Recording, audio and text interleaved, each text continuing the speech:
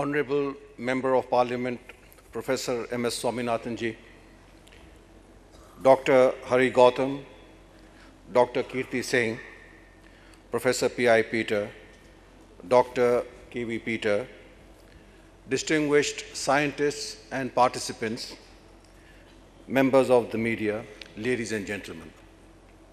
It gives me great pleasure this morning to be in the company of such a distinguished galaxy of scientists, researchers, experts from the medical field from across the country and abroad in the first World Noni Congress 2010, organized by World Noni Research Foundation.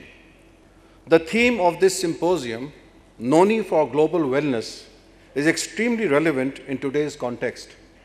And I feel that the objective of such a seminar should be to encourage and explore the use of herbal drugs and food supplements for general wellness, where Noni, with its acclaimed abilities of having powerful antioxidant properties, can also make a useful contribution towards the well-being of humanity.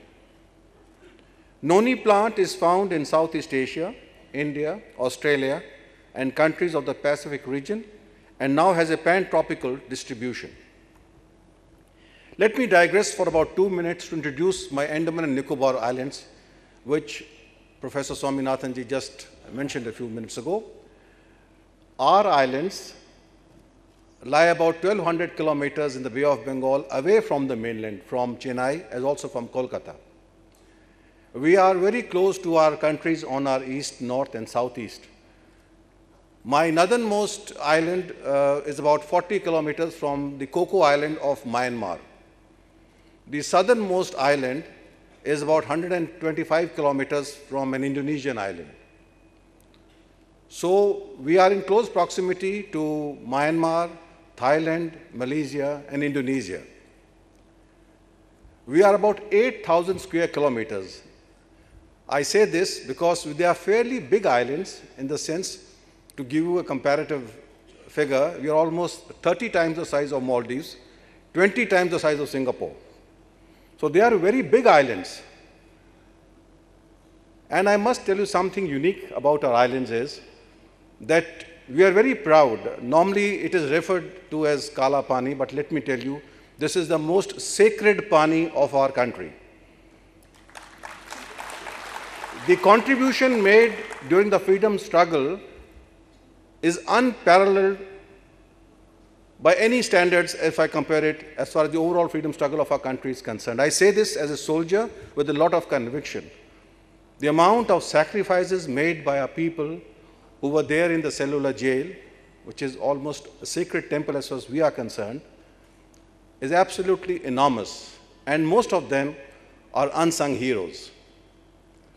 But fortunately today, we have recognized them, and we do understand the contribution made by them for the freedom of our country.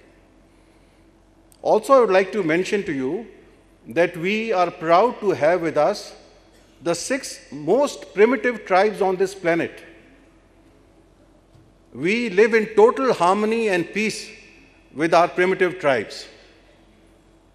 They teach us a lot of things, as just Professor Swaminathan mentioned. We learn from them as they learn from the modern civilization. We are also very proud that all of us, whichever part of the country they have come and settled down in our islands, we all have a common language of Hindustani. We speak to each other, we communicate to each other in a single language. We live most peacefully as far as the religion is concerned, the ethnicity is concerned. And I can tell you, our islands are a role model for our country as far as the question of unity in diversity is concerned. Coming back to our Noni, India, as we all know, has been the home and a pioneer in natural plant-based medicines, and our rich biodiversity has been our age-old strength. We have a rich heritage with Ayurveda, where many medicinal plants have been used over the centuries as health tonics and medicines for various ailments. Noni Biotech is making a substantial contribution in the propagation of various applications of Noni as a food supplement. Through its health enhancement properties, and its complementary utility for optimal effectiveness of conventional medicines. They have launched many products using the properties of Noni and have also made a concerted drive towards research in this field.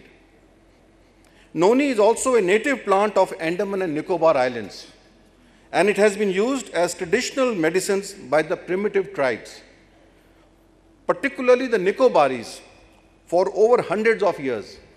The medicinal use and knowledge of this plant has been passed on from one generation to the other by these primitive tribes, who have used almost all parts of this plant for treating different ailments. Interestingly, I must mention here that this was the only plant which could withstand the onslaught of the tsunami waves during December 2004. And it continued to flower even in the areas submerged with brackish seawater.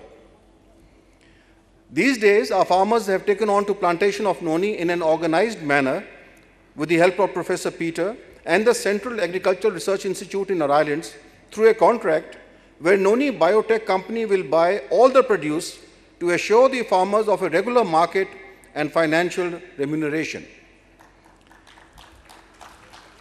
In this regard, the Central Agricultural Institute Port Blair has also done a pioneering work on the documentation of traditional knowledge regarding the properties of Noni and organized training for the farmers to ensure proper crop cultivation, enhanced production, post-harvest processing and upkeep of the Noni plantations.